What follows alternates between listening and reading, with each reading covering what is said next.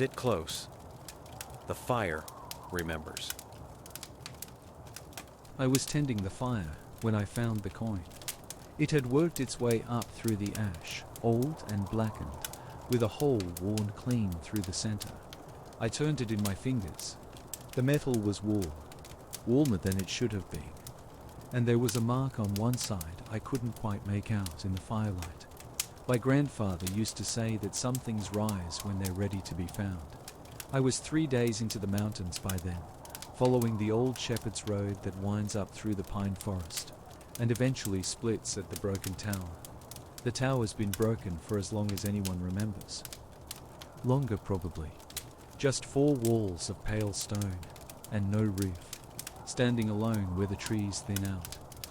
I'd never meant to come this far, but autumn had turned fast that year, and the valley below had grown strange with it. The first sign was the cattle. They'd stopped grazing in the western fields, all of them, as if by agreement. They stood at the fence line, facing away from the mountains, and they wouldn't cross back over, not even for grain. My neighbor Rena said her dog wouldn't go past the creek anymore either, just sat and whined at the water's edge. Something's changed up there, she'd said, pointing toward the peaks. Air smells different when the wind comes down. I laughed at the time. That night I dreamed of walking through a forest where all the trees had faces in the bark. They were trying to speak, but no sound came out. The next morning I packed my satchel. The coin sat beside me now, catching the firelight. I should have tossed it back into the flames. That's what my grandmother would have done. She'd known things, the way some people do. How to read weather in the flight of birds, which herbs to burn when a house felt wrong. She'd never gone near the broken tower. She told me not to either. Old places remember, she used to say, and what they remember isn't always kind. But I'd come this far, and the tower was only half a day's walk ahead. I slept poorly that night. In the morning I noticed the trees. They were marked, not freshly, but deliberately. Small cuts in the bark, each about the height of my hand, all facing back the way I'd come. I followed them for nearly an hour before I understood. They were warnings. Turn back. Someone had walked this path before me and tried to leave word behind. The forest had grown quiet. No birds, no wind. Just my boots on stone and the distant rush of water far below. I kept walking. The path steepened. The trees pressed closer. Then I saw the first stone. It stood upright in a small clearing, twice the height of a man, covered in old writing I couldn't read. The letters were worn almost smooth, but I could tell they'd once been cut deep. Someone had cared enough to make them last.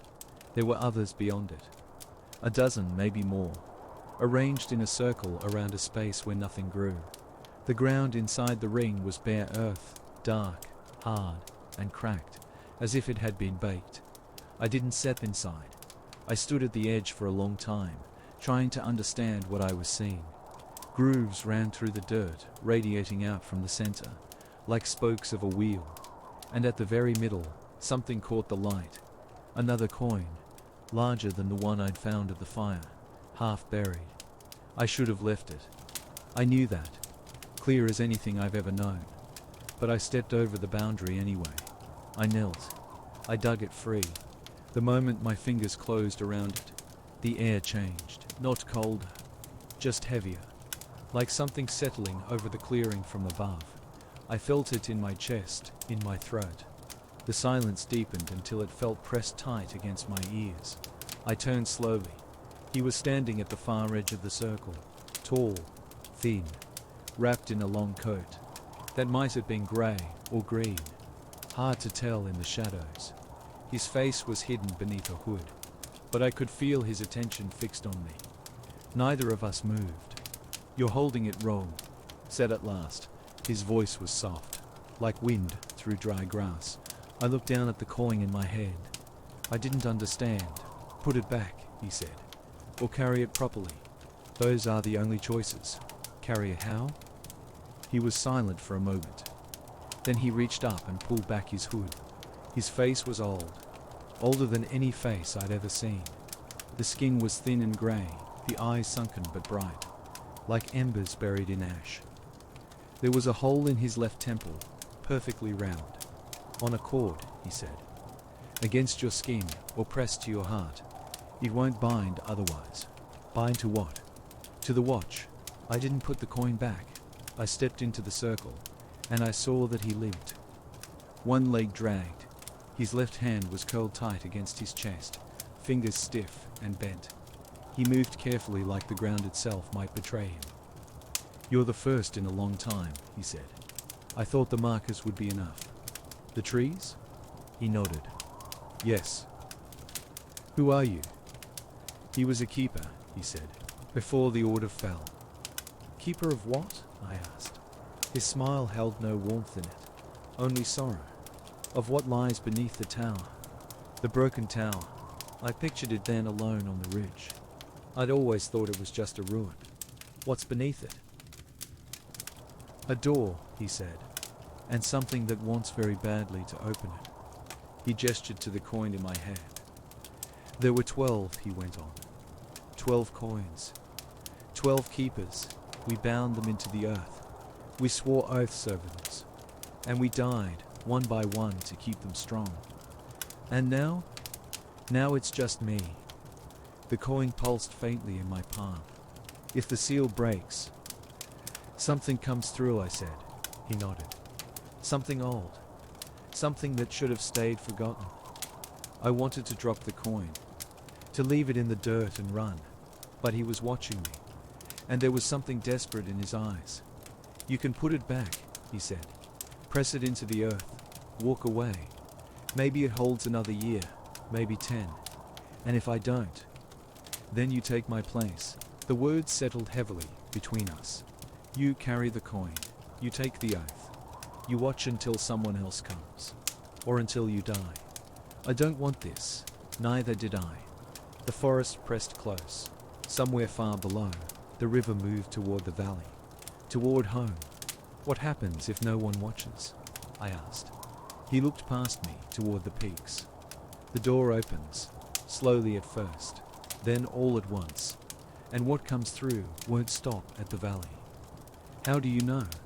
Because it's happened before, somewhere else. He paused. There was nothing left to save. I stared at the hole worn through the coin. Thread it, he said softly. Hold it to your heart. The oath will come on its own. I took the cord from around my neck, the one my grandmother had given me, knotted with a blessing, and threaded the coin onto it. Then I pressed the metal flat against my chest. It burned, not painfully, fiercely, like sun-warmed stone. I felt something shift inside me. Words rose in my mind, old words in a language I'd never learned. I spoke them anyway. When it was done, the keeper exhaled, a long shuddering breath. Thank you, he said, and then he began to fade.